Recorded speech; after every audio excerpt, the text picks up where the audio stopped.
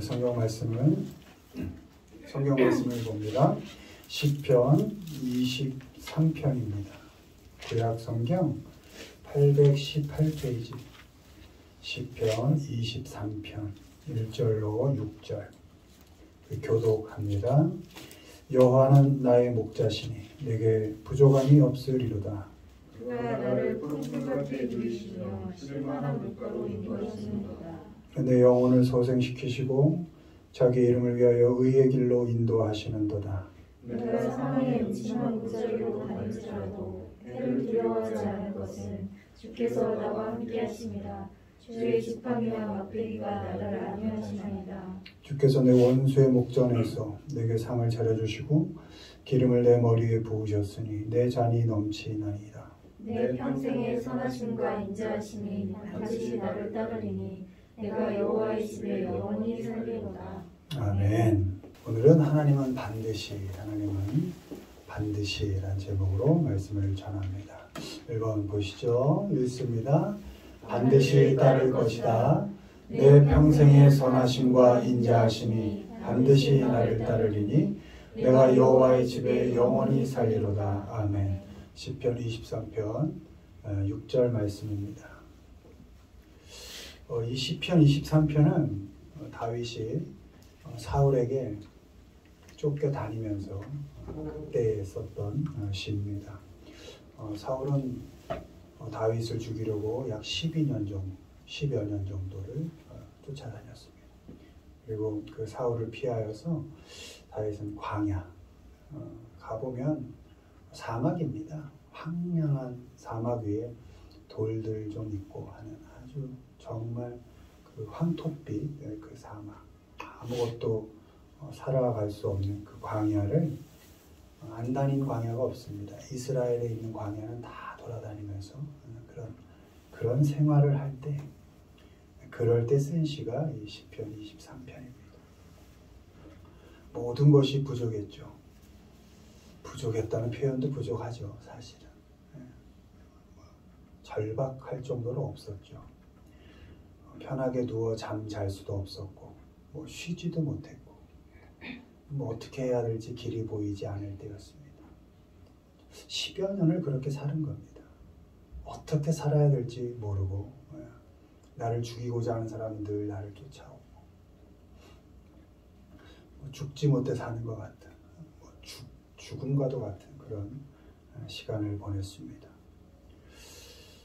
다윗은 고백합니다. 그때 하나님께서 나와 함께 하셨다, 이렇게 고백하는 겁니다. 쫓기는 다윗 나를 편하게 누이시고 자기 하신 분이 하나님이셨다, 이렇게 고백하는 겁니다.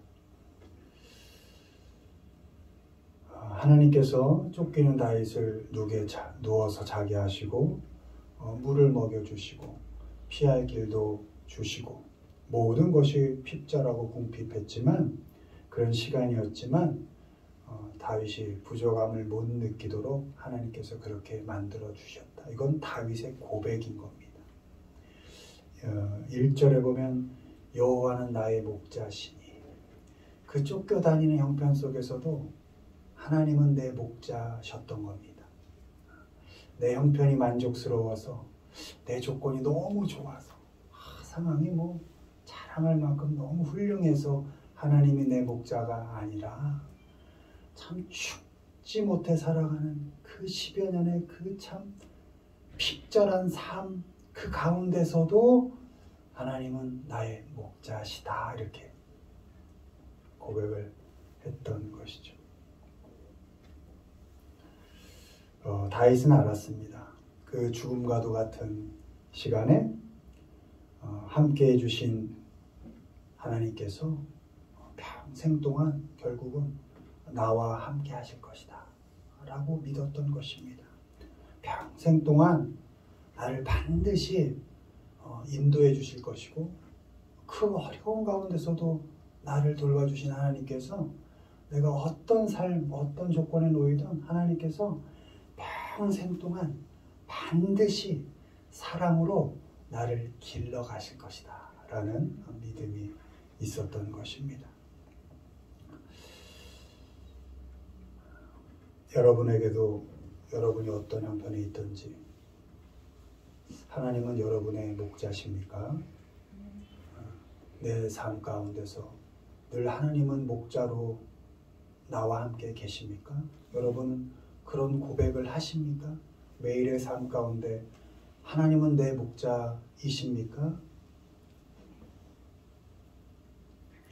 다윗과 함께 하신 하나님께서 지금도 오늘도 우리와 함께 하십니다.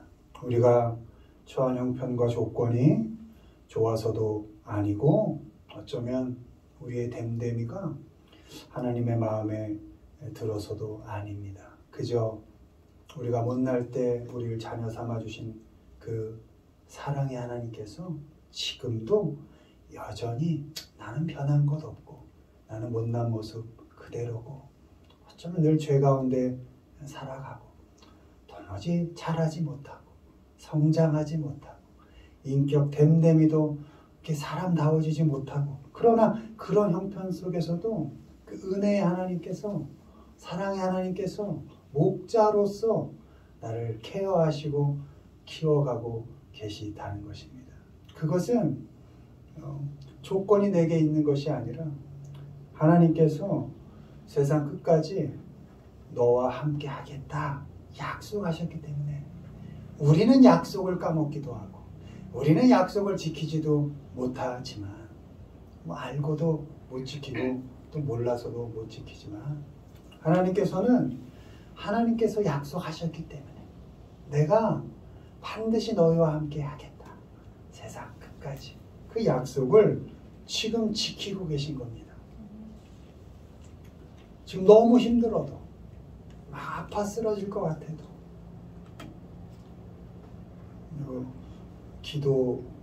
기도가 정말 기도거리가 생겼을 때 기도가 나올 것 같아요. 그땐 기도 안 나옵니다. 기도하고 싶지도 않아요. 너무 힘들고 아프고. 그래서 기도는 아무 일 없을 때 하는 겁니다. 할 만할 때 하는 겁니다. 막상 닥치면 하나님이 원망스럽거든요. 그런 상황에 놓이게 하십니다. 히브리서 6장 14절 15절 이르시되 내가 반드시 너에게 복주고 복주며 너를 번성하게 하고 번성하게 하리라 하셨더니 그가 이같이 오래 참아 약속을 받았느니라. 아멘. 하나님께서는 아브라함에게 복 주시겠다고 한 약속을 끝까지 지키셨습니다. 하늘의 별처럼 바다의 모래처럼이라 약속하셨는데 25년이 깜깜무소식이었습니다. 다윗은 10여 년, 아브라함은 25년 깜깜무소식. 당한 꼴은 아내를 빼앗기는 것부터 시작해서 별꼴을 다 당하고 살았습니다. 하나님이 계신가 할 정도로 나를 부르신 하나님이 정말 계신 건가 할 정도로. 그러나 아브라함은 오래 참고 기다렸습니다. 그 고통의 시간들을 도무지 결과가 주어지지 않는 그 시간들을 참고 기다렸습니다. 그래서 결국은 복을 받아냈습니다. 하나님께서 하신 약속을 복의 근원이라는 그 약속을 받아냈습니다. 아브라함과 함께 하신 하나님, 다윗과 함께 하신 하나님이 지금 우리와 함께 하십니다. 모든 것이 부족하고 편하게 누울 수 없는 상황 속에서도 반드시 격려하시고 위로해 주십니다. 여러분, 하나님을 여러분 삶의 아버지로 목자로 고백하시고 늘 인정하고 사시기를 바랍니다.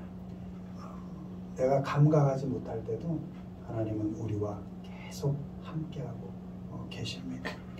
잠시도 쉴 수 없고 길이 보이지 않는 형편 속에서도 반드시 다윗의 고백처럼 선한 길로 인도해 주십니다.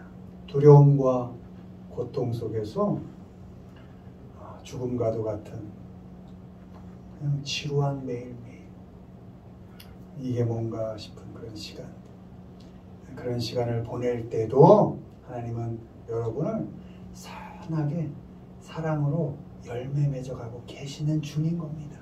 잘 견디고 버텨 가시기를 바랍니다. 사망의 음침한 골짜기 같은 그런 상황 속에서 두려움과 공포가 몰려올 때 반드시입니다. 선하게 인도하실 하나님을 의지하고 또 반드시 사랑으로 돌봐주실 하나님을 믿고 주님 안에서 하나님 안에서 담대하게 하루하루 오늘을 멋있게 살아가시기를 주님의 이름으로 축원을 드립니다.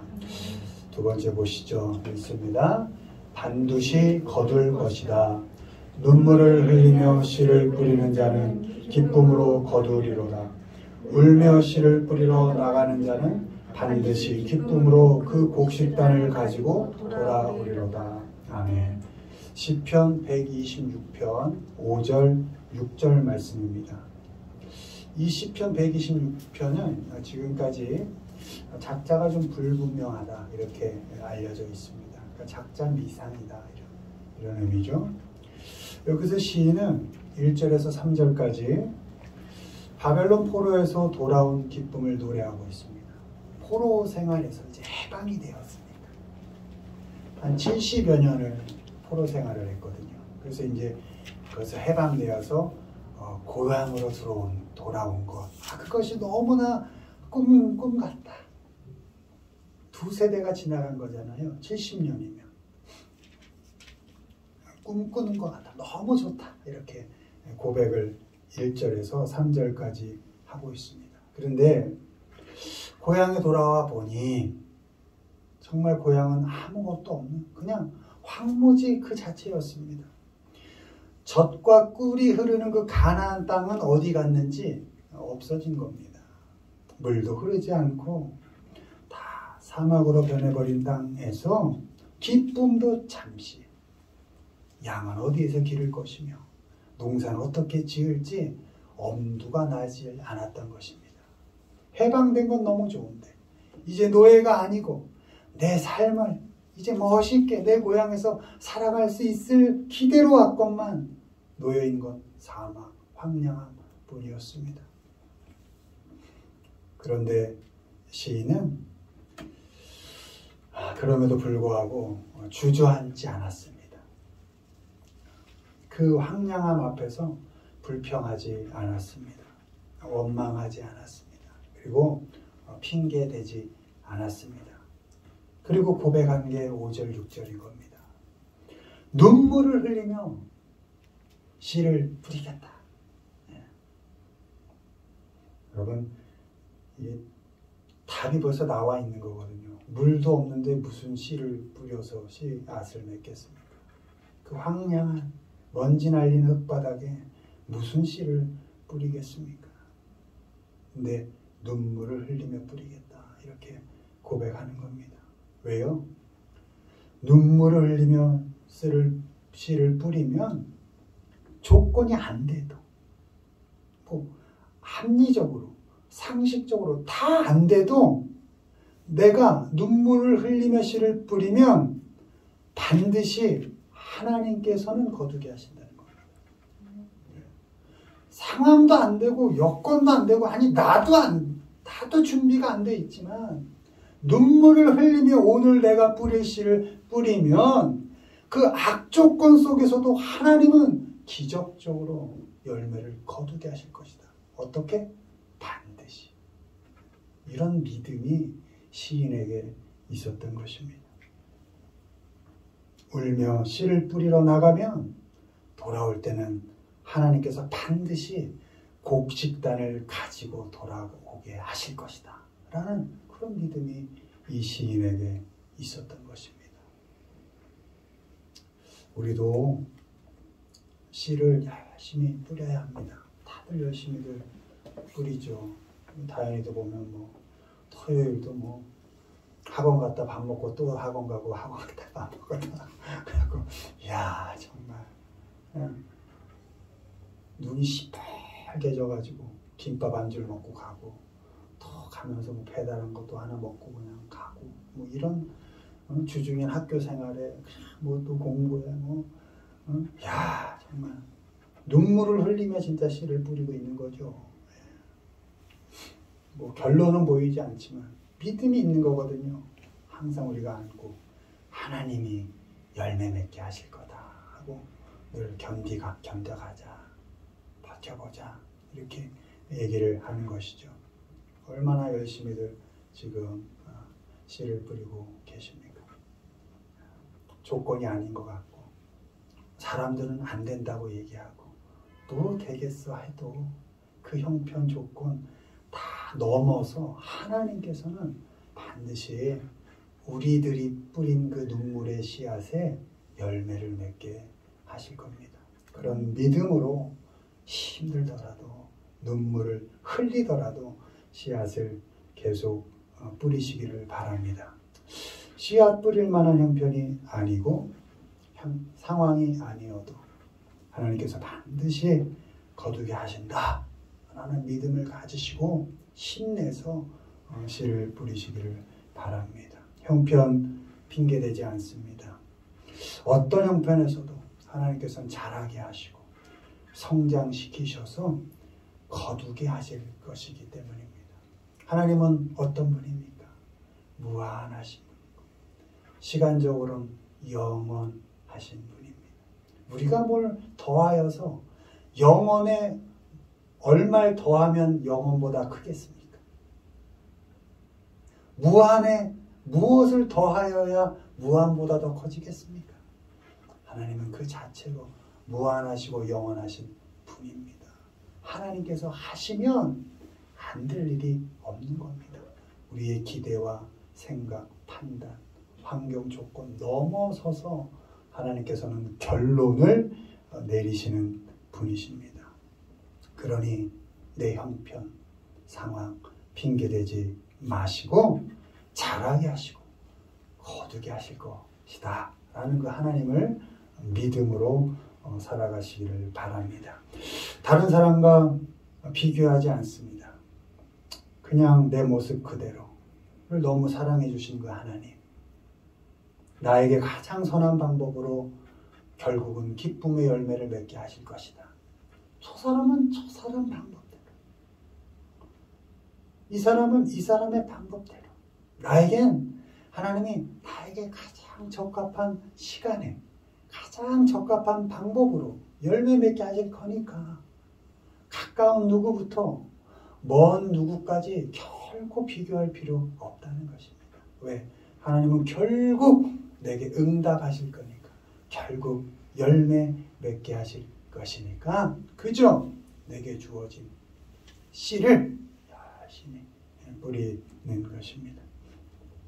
씨를 뿌릴 때 눈물로 뿌릴 수 있습니다. 울면서 씨를 뿌릴 수 있습니다.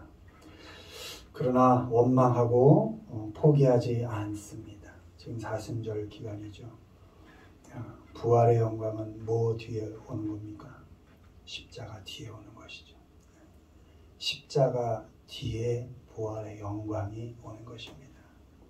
눈물겹게 뿌리는 그 수고와 노고에 하나님께서는 반드시 기쁨의 열매를 맺게 하실 것입니다. 고린도후서 9장 10절입니다. 심는 자에게 씨와 먹을 양식을 주시는 이가 너희 심을 것을 주사 풍성하게 하시고 너희 의의 열매를 더하게 하시리라. 아멘. 하나님은 우리가 흘리는 어떤 눈물도 그냥 흘려보내지 않으십니다. 우리의 눈물 한 방울, 그 한 방울을 모으고 담으셔서 반드시 열매를 맺게 하는 생명수가 되게 하십니다. 우리를 위해서 성실하게 일하시는 하나님을 믿으시고 막막하고 어두운 형편 속에서도 묵묵히 씨를 뿌려가는 우리 모두가 되기를 주님의 이름으로 축원을 드립니다. 말씀 맺습니다. 하나님께서는 반드시입니다. 반드시 선하게 인도하십니다. 그리고 하나님께서는 반드시 사랑으로 돌봐주실 겁니다.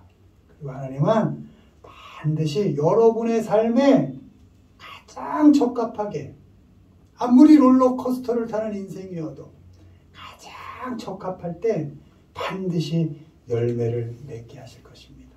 그 하나님을, 여러분의 목자 되신 그 하나님을 아버지로 잘 모시고 그 하나님 의지하면서 믿음 가운데 기쁨으로, 힘들어도 그래도 기쁨으로 하루하루 살아가시는 우리 모두가 되기를 주님의 이름으로 축원을 드립니다.